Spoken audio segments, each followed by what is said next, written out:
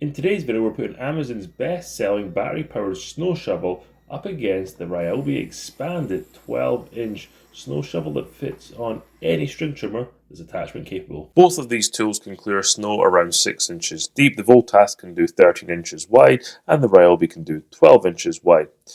Voltask on the 24 volt platform, whereas the Ryobi is going to be on the 40 volt platform because I'm using my 40 volt string trimmer. The Voltask weighs just over 9 pounds, whereas the Ryobi weighs 11 pounds for the head unit only, plus the weight of your string trimmer head, so that's considerably heavier. And the Ryobi costs about $20 more at $150, whereas the Voltask is $130. But which one of these tools should you buy? Because one of them is so much better than the other, it's embarrassing. We're going to look at the Voltask first, and we're going to start clearing our driveway here. I was really impressed with how well this was clearing. You don't have to push any of the snow, just let the auger spin and throw the snow out. You will get stones and things stuck in here, and that's something I was impressed with. Both of these units, they kicked the stones out, no problem at all, didn't damage the auger, and the stones just came flying out.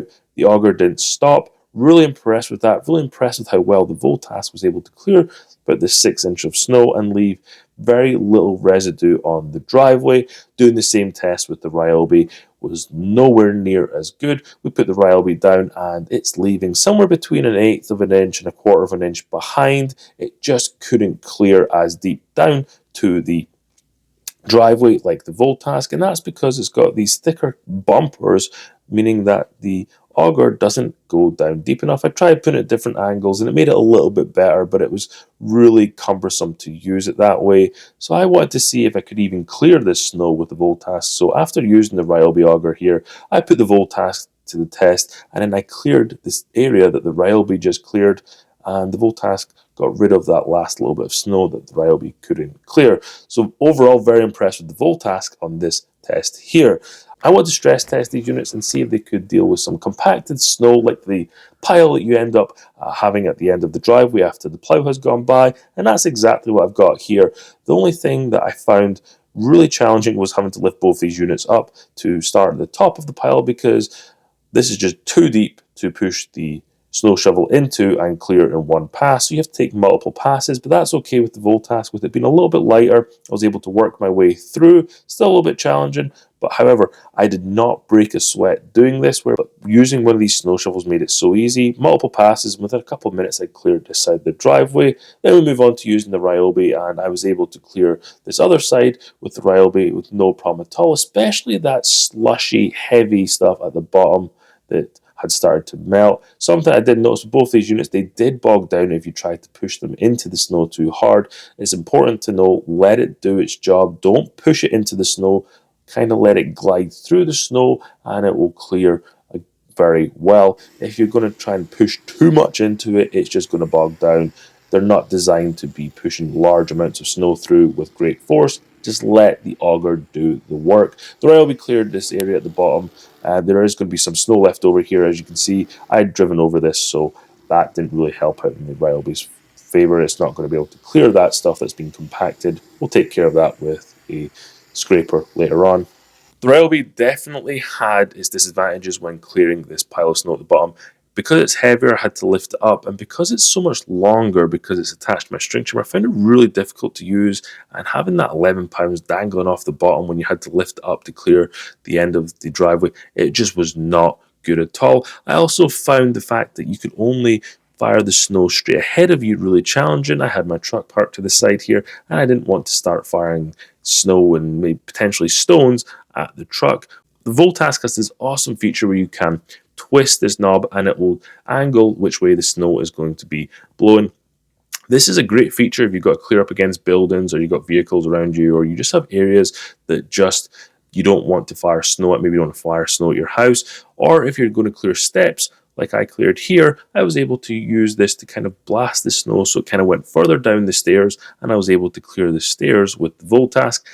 I couldn't muster up the strength to use the Ryobi on the stairs here. I just don't think it would have worked, and especially the angle it has here with how the head is connected, it was just going to be too heavy and too cumbersome with how tall the handle is. These tools are not going to be your big mover if you're getting large droppings of snow and you're not going to use these on driveways typically, but for the video that's what I was working with here, and I wanted to give them a good test and see which one I liked best and which one did a good job. But they did do an okay job at clearing the driveway. I just think it would be a lot faster to have a regular snowblower if you need that. Anything less than this 6 inches, they're going to be fantastic for clearing, especially on walkways, pathways and decks. That's where they're going to be huge. And the fact that they were able to go through some of that slushy snow that was at the bottom of the driveway, that is really encouraging to see that they can go through heavy snow as well as light snow. That's just really good to see. Not all of these tools are going to be able to do that because some are going to be really underpowered, but it was good to see that the 24 volt had plenty of power. I'd almost say it felt like it had more power than the 40 volt on the string trimmer. Just crazy there, but that's what it felt like, and that's how it kind of operated when I was using it. So I'm really impressed with the battery on this Voltask. With the Voltask being all plastic construction, I was a little bit concerned about how it was going to hold up, and it held up really well. You're not putting a lot of force on these tools, so you don't have to worry about bending it or breaking it. With the Ryobi, it's more metal in here, and that's what's making it heavier, but that's making it less usable in my opinion. If you're going to get any of these tools, make sure you buy one of these snow shovels that has the vanes on it. You won't be disappointed, but if you do get one of these and it doesn't have the vanes on it, you're going to be really upset when you get to that point in your driveway or walkway and you want to blast the snow to the left or to the right. You're just not going to be able to. You're going to have to turn around and go from a different angle.